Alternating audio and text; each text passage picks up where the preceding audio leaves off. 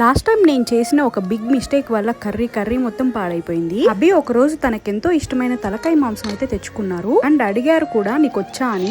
వచ్చు అంటూ కర్రీ చేసి పెట్టాను. ఒక ముద్ద నోట్లో పెట్టుకోగానే ముఖం మొత్తం మాడిపోయింది. తన ఫేస్ ఎక్స్ప్రెషన్స్ రకరకాలుగా మారిపోయింది. ఎలా చేసావని అయితే అడిగారు. ఏముంది చికెన్ మటన్ చేసినట్టు చేశాను అని చెప్పాను. ఇక్కడ విషయం ఏంటంటే నేను అసలు తలకాయ కూర తినను. So basic non veg process అనుకొని చేసేసాను అనమాట. టేస్ట్ అంత దెబ్బ తీసిద్దని నేను అసలు ఎక్స్పెక్ట్ చేయలేదు. సో అప్పుడు తెలిసింది నాకు తలకాయ మాంసం ఎలా చేయాలి అని. నాకు ఈ తలకాయ మాంసం కర్రీ అయితే నాకు అభినే నేర్పించారు. ప్రాసెస్ చాలా డిఫరెంట్ గా ఉంది అండ్ యూజ్ చేసే ఇంగ్రీడియంట్స్ కూడా కొన్ని వేరియేషన్ ఉంది. మా ఆంధ్రాలో నాన్ వెజ్ కర్రీస్ లో అయితే చింతపండు పులుసు యాడ్ చేయం, బట్ ఇందులో అభి అయితే యాడ్ చేశారు. ఇంకా ప్రాసెస్ విషయానికి వస్తే basic non veg curry process కానీ చింతపండు పులుసు, జీలకర్ర, చెక్క, మొగ్గ, పెప్పర్ బాగా పొడి చేసుకొని గరం మసాలా ఏం యాడ్ చేయకుండా పొడి మసాలా అయితే వేసుకొని చేయాలట. సో అలా ఈ తలకాయ మాంసం అయితే అభి దగ్గర నేను నేర్చుకున్నాను. ఈసారి చేసింది అయితే చాలా బాగా వచ్చిందట. సబ్స్క్రైబ్.